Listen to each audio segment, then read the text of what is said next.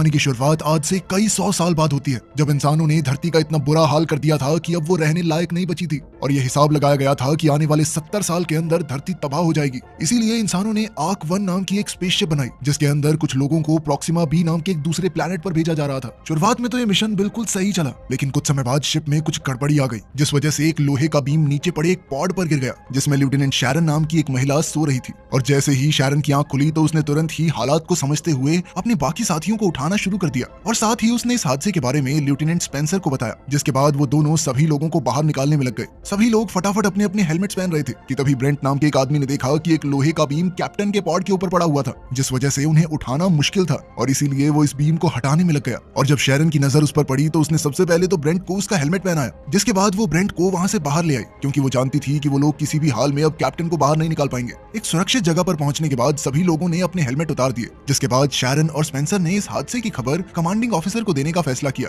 पर जब वो दोनों उसके कमरे के पास पहुंचे तो उन्होंने देखा कि उनकी स्पेसशिप का एक पूरा हिस्सा गायब हो चुका था। कमांडिंग ऑफिसर के गायब हो जाने के बाद शैरन ने ये जिम्मेदारी खुद अपने कंधों पर उठाने का फैसला किया, जिसके बाद सबसे पहले उसने सभी लोगों की एक मीटिंग बुलाई। असल में उनकी स्पेसशिप आर्क 1 में एक अनजान दिक्कत आ गई थी, जिसके चलते उनका एक पूरा हिस्सा टूटकर अलग हो गया था और इसी वजह से वो सभी लोग तय किए गए समय से 1 साल पहले ही उठ गए। असल में शैरन और उसके सभी साथी प्रॉक्सिमा बी नाम के एक प्लैनेट पर जा रहे थे, लेकिन अब सीमित खाने और पानी की वजह से उन सभी को हर एक चीज का ध्यान रखना था। पर शैरन को भरोसा था कि वो लोग अपने मिशन में जरूर कामयाब होंगे, क्योंकि वो धरती पर मौजूद लोगों की आखिरी उम्मीद थे। मीटिंग के बाद एग्नेस नाम के एक लड़के ने शैरन को आइडिया दिया कि वो स्पेसशिप के अंदर सब्जियां उगा सकते हैं। शैरन को ये आइडिया बहुत पसंद आया और उसने तुरंत ही पावर को उस सेक्शन में भेजने का आदेश दे दिया। और जब स्पेंसर को इस बारे में पता चला तो वो बिल्कुल भी खुश नहीं था और उसने शैरन को इतने बड़े फैसले लेने से पहले उसके साथ डिस्कस करने को कहा, क्योंकि इस बात की कोई गारंटी नहीं है कि एक्चुअली में फसल उगेगी या नहीं। उसकी पूरी बात सुनने के बाद शैरन ने सबसे पहले तो अपनी गलती के लिए उससे माफी मांगी और साथ ही उसने स्पेंसर को चेतावनी दी कि अगली बार सबके सामने बगावत करने से पहले 2 बार सोच लेना।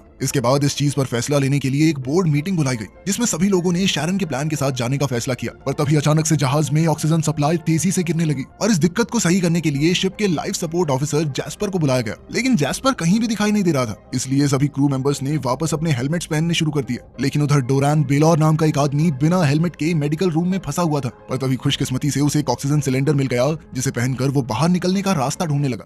उधर सिक्योरिटी हेड फेलिक्स ने आखिरकार जैस्पर को ढूंढ लिया, जिसके बाद उसे डेक पर मदद करने के लिए लाया गया। पर इस दिक्कत को सही करने की बजाय जैस्पर ने एक ऐसा खुलासा किया जिसने सभी को हैरान कर दिया। जैस्पर के मुताबिक वो असली जैस्पर था ही नहीं, बल्कि वो कुछ ऑफिसर्स को पैसे खिलाकर इस मिशन पर आया था। असल में साइंटिस्ट के मुताबिक धरती के पास अब सिर्फ 70 साल ही बचे थे, पर जैस्पर को उनकी इन बातों पर भरोसा नहीं था और उसे लगता था कि शायद धरती पहले ही खत्म